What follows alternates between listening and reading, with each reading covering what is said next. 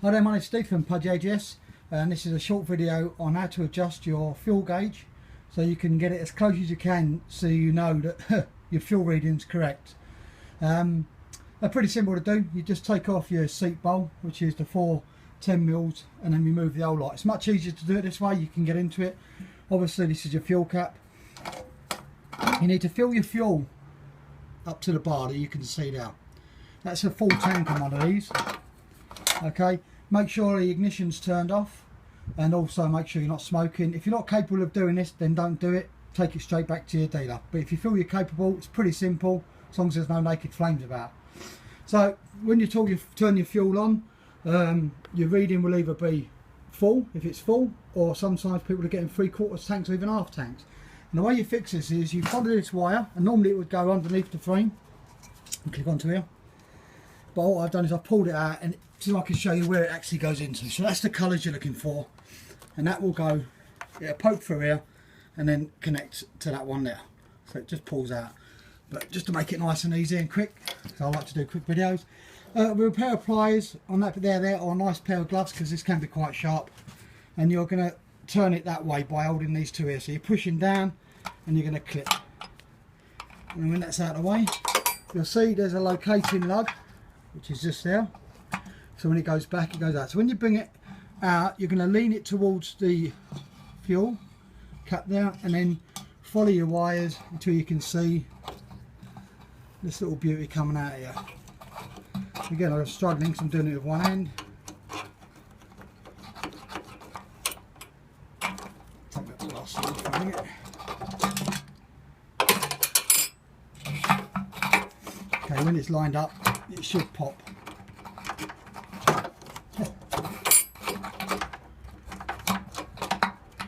Straight out, like so. So what you've got now is basically you've got a fuel sender.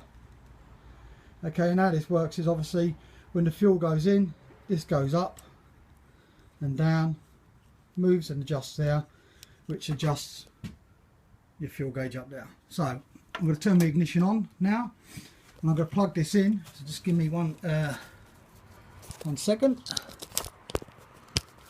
Okay, so now it's plugged in. So the fuel gauge is on empty. If I lift this up, it goes up to full. Push it down, it goes down. So how we want to do this, if you fill your fuel to the bar that I said, and then to adjust it, what you want to do, if you've got it so it's going empty, you need to have this float so it is up higher. And how you do that is by right in the middle, just about there, you're going to bend it downwards.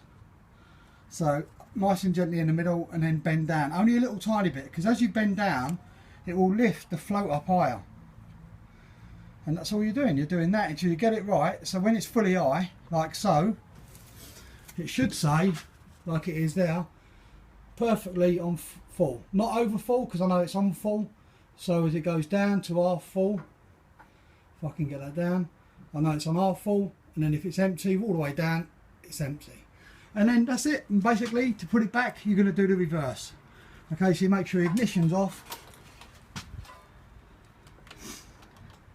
unplug your lead. Again, you make sure that's facing in. Pop it with your finger. You're going to pop that back in like that. Make sure the locating lug is back on. You're going to get your brass or brass coloured clip.